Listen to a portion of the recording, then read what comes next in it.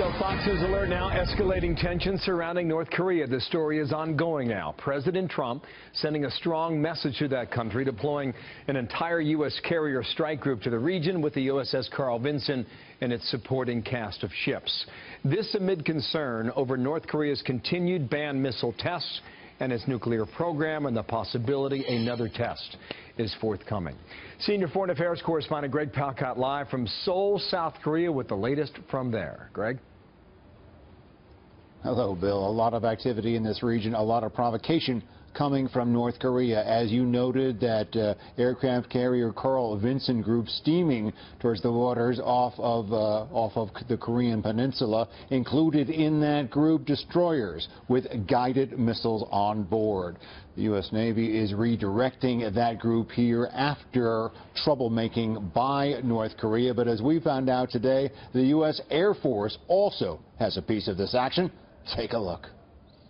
There's nothing more old school than this, the iconic U-2 spy plane. It's been in operation for over 60 years in the skies over the Korean peninsula for over 40. Old school, but loaded with high-tech surveillance gear, keeping an eye on a very formidable current foe in North Korea.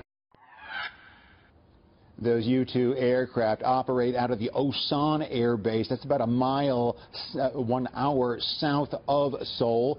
They can operate up in the sky about 10 hours at a time, and they can go as high as 14 miles. They avoided being too specific about what they do up there, but they are always locked in on the unconventional activities of the Pyongyang regime. And if there is trouble spotted, we also spent some time with the A-10 Warthog tank killer planes. They, too, are at that base. They've seen a lot of action in other hot spots.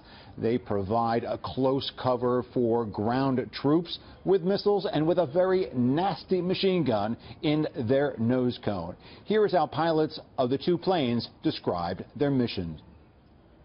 It can be a very tense time, but that's kind of what we do here. Is we do our daily mission, but we're always maintaining our readiness. We go to the same airspace that we'd be going to in a wartime situation, just 30 miles to the north of us, and we're going to be there in defense of the South Koreans. Bill, none of the officers we spoke to said that they are planning specifically for a preemptive strike on North Korea, a so-called military option. But they also said if they are provoked, and they said that's happening quite a bit lately, they are ready. Back to you. Thank you, Greg. Good to have you on the ground there. From Seoul, South Korea, Greg Palkot.